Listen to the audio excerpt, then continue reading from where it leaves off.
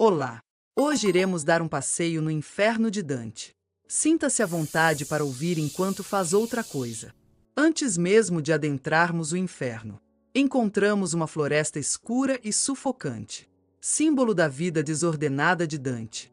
O caminho é tortuoso, e cada árvore retorcida transmite medo e confusão. À frente, ergue-se uma porta monumental, de pedra antiga pesada e ameaçadora, como se o próprio espaço repelisse quem ousa se aproximar. As paredes parecem vivas, exalando um ar nauseante. Acima da entrada, uma inscrição gravada em letras severas captura seus olhos. Ela diz: "Abandonai toda esperança, vós que entrais." Essas palavras marcam o limiar entre o mundo dos vivos e o reino eterno dos condenados. Vestíbulo: os indiferentes. Assim que atravessamos o limiar da porta, somos lançados ao vestíbulo do inferno. Um espaço que não pertence nem ao céu, nem ao próprio inferno. O ar é pesado e vibra com desespero. Diante de nossos olhos, vemos uma multidão de almas correndo em círculos, perseguidas por nuvens de mosquitos demoníacos que as picam sem descanso. Elas seguem uma bandeira sem símbolo, sem cor, sem identidade, um reflexo da vida que levaram. Sem escolha, sem coragem, sem posição diante do bem ou do mal. Os indiferentes, aqueles que nunca se comprometeram com nada, que viveram na neutralidade. Sua punição é correr sem destino, como sempre viveram, e sofrer sem descanso, como consequência da própria apatia. Somos atravessados pelas ondas de almas e mantendo o passo firme, em meio ao tumulto.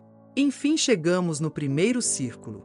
Ao deixarmos o vestíbulo para trás, descemos ao primeiro círculo do inferno. O limbo. O ambiente aqui não é marcado por tormentos físicos, mas por uma melancolia profunda. Diante de nós se abre uma vasta planície verde, envolta em uma luz suave e pálida, onde se ergue um grande castelo, cercado por 7 muralhas e banhado por um rio claro. Dentro desse espaço, habitam os sábios e virtuosos não batizados, filósofos, poetas e grandes figuras da antiguidade, como Homero, Sócrates e Aristóteles. Eles não sofrem dor, mas vivem em eterna saudade, privados da visão de Deus. O limbo simboliza os limites da razão humana sem fé.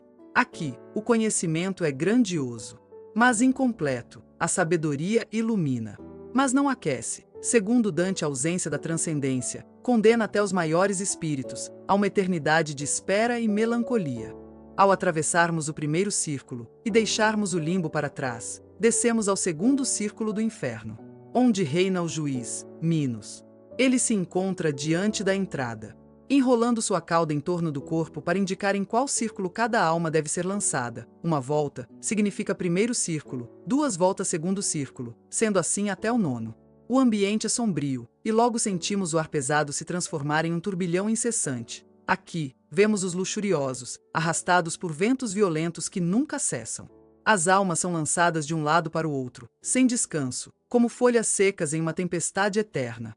O vento simboliza a força incontrolável da paixão. Quem se deixou dominar pelo desejo carnal em vida, agora é dominado pelo descontrole, e condenado a viver sem direção, sem paz, sem repouso. Entre os condenados, Dante encontra figuras célebres como Cleópatra, Helena de Troia e Tristão. Ao descermos ao terceiro círculo do inferno, o ambiente muda drasticamente. O ar se torna pesado e fétido, e uma chuva incessante e suja cai sobre o solo, formando uma lama espessa e nauseante. O chão é coberto por almas deitadas, gemendo e se contorcendo sob o peso da água imunda. Guardando este círculo está Cérbero, o monstro de 3 cabeças, que dilacera e atormenta os condenados com suas garras e dentes. O som de seus latidos monstruosos ecoa pelo espaço, misturando-se ao choro das almas. Aqui estão os gulosos, aqueles que em vida se entregaram ao excesso da comida e da bebida, transformando o prazer em vício. Sua punição é refletir a degradação que escolheram, viver eternamente na lama, sob uma chuva de excrementos que nunca cessa, reduzidos à condição de animais. Ao descermos ao 4º círculo do inferno, o ambiente nos pressiona. É marcado pelo som metálico de esforços inúteis. Diante de nós, vemos 2 multidões de almas condenadas. De um lado, os avarentos, que em vida acumularam riquezas sem jamais compartilhá-las. Do outro, os pródigos, que desperdiçaram bens de forma irresponsável. Ambos empurram enormes bolsas de ouro, colidindo uns contra os outros. Em um movimento eterno. Cada choque é acompanhado de insultos e gritos, pois cada grupo despreza o vício do outro. O cenário é de repetição sem propósito, um ciclo interminável, que reflete a futilidade de suas escolhas. A punição é simbólica. O ouro e os bens materiais, que antes eram motivo de orgulho ou desperdício, agora se tornaram fardos eternos. Dante nos mostra que tanto o acúmulo quanto o desperdício são desequilíbrios que aprisionam a alma. Ao avançarmos, o cenário se transforma em um pântano sombrio e sufocante, conhecido como Rio Estige.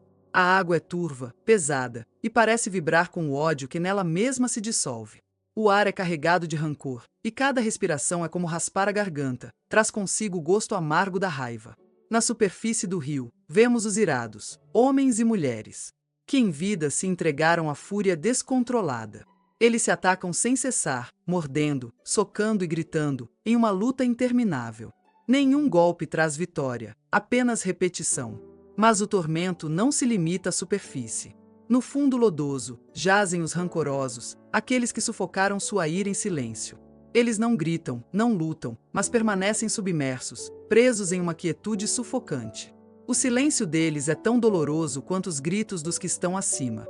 Dante nos fala que suas bocas borbulham na lama, como se o próprio ódio reprimido fosse um veneno que os afoga eternamente. No sexto círculo do inferno, a atmosfera se torna ainda mais sufocante. O cenário é marcado por uma imensa planície coberta de sepulcros ardentes, cada um deles em chamas eternas. As tampas dos túmulos permanecem abertas, revelando almas que gritam e se contorcem dentro das sepulturas incandescentes. O fogo não consome seus corpos, mas os mantém em tormento constante, como se a própria terra fosse um forno sem fim. Aqui estão os hereges, aqueles que em vida negaram a imortalidade da alma e rejeitaram os princípios da fé. Entre eles, Dante encontra figuras como Epícoro e seus seguidores, que acreditavam que a felicidade estava apenas nos prazeres terrenos. Agora, sua negação da eternidade é refletida na punição, presos em túmulos que queimam sem cessar, como símbolos da mente que se fechou para a verdade divina. A filosofia por trás dessa cena é poderosa. Negar a transcendência é aprisionar-se em um mundo limitado, sem futuro além da morte. O sepulcro ardente representa a prisão da razão quando ela se recusa a enxergar além do material. No sétimo círculo do inferno, a descida se torna ainda mais aterradora. Aqui, Dante nos mostra a violência em suas diferentes formas, dividindo este círculo em 3 regiões distintas, cada uma com sua própria paisagem e tormento. Primeira região, violentos contra o próximo. Logo à entrada, encontramos o rio Flegetonte, um curso de sangue fervente e em ebulição. Nele estão mergulhados os que praticaram violência contra outros, assassinos, tiranos e saqueadores. Centauros armados vigiam as margens, disparando flechas contra qualquer alma que tente escapar da profundidade que lhe foi destinada. Quanto maior a crueldade em vida, mais fundo no rio a alma é submersa. Segunda região, violentos contra si mesmos. Avançando, o cenário muda para uma floresta sombria e retorcida. As árvores não são comuns, são almas transformadas em troncos secos e espinhosos, sangrando quando seus galhos são quebrados. Estes são os que renunciaram à própria vida. Arpias monstruosas pousam sobre os galhos e dilaceram suas folhas, aumentando o tormento. Aqui, Dante nos mostra que quem destrói a si mesmo, perde inclusive a forma humana, condenado a viver como parte de uma natureza distorcida. Terceira região, violentos contra Deus, a natureza e a arte. Por fim, chegamos a um deserto ardente, onde o chão é de areia incandescente e do céu cai uma chuva de fogo incessante. Neste espaço estão os blasfemos, os sodomitas e os usurários, aqueles que violentaram a ordem divina, a natureza e a criação humana. As almas caminham sem descanso sob o fogo, incapazes de parar, pois o calor da areia e das chamas não permite repouso. No oitavo círculo do inferno, entramos em um dos cenários mais complexos e perturbadores da jornada, o Malebolge. Uma vasta e profunda fenda dividida em 10 valas concêntricas. Cada uma destinada a um tipo específico de fraude. O ambiente é labiríntico, cheio de pontes de pedra que conectam as valas, e o ar é pesado com o cheiro da corrupção humana. Primeira vala, sedutores e corruptores.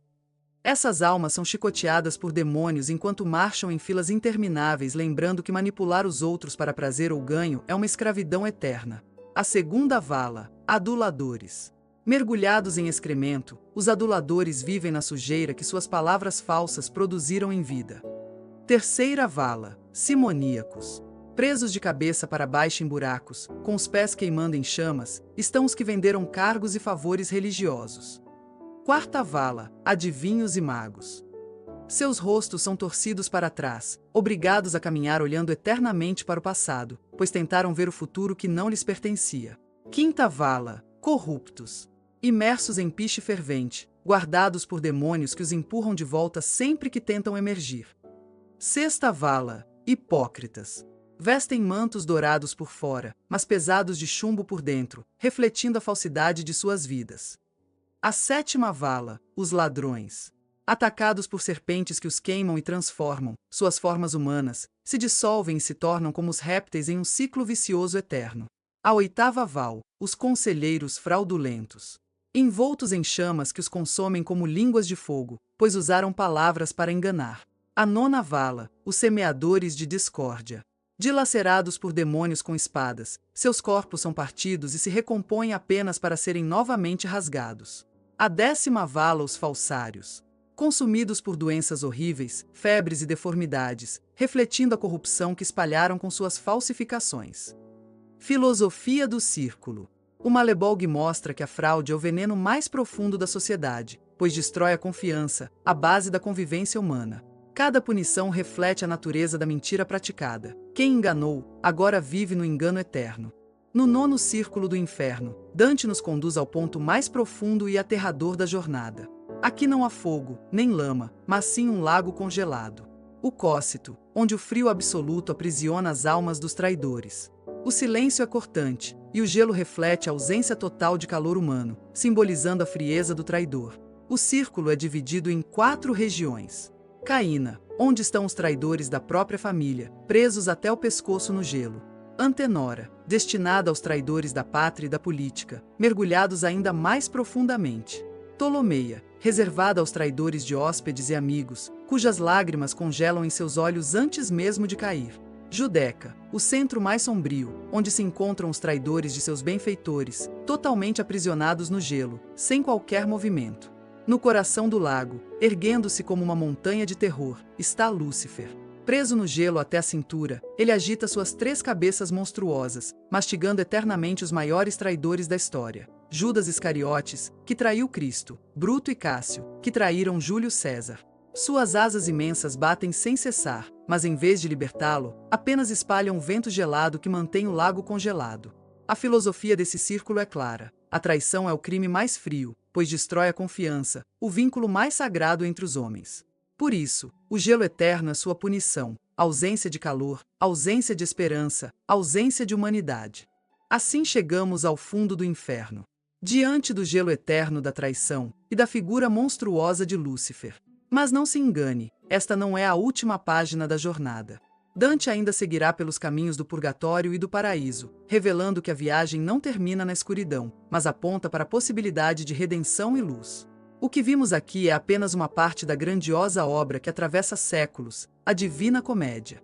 Cada círculo, cada encontro e cada reflexão carregam significados profundos sobre a condição humana. Esse é um canal novo, quero agradecer a sua companhia até aqui. Caso tenha gostado, cogite dar um like e se inscrever no canal. Também pode compartilhar com aquele amigo que também gosta de filosofia. Estarei deixando um link de afiliado para o livro A Divina Comédia que narra a história de Dante aqui na descrição. Obrigado e até o próximo vídeo.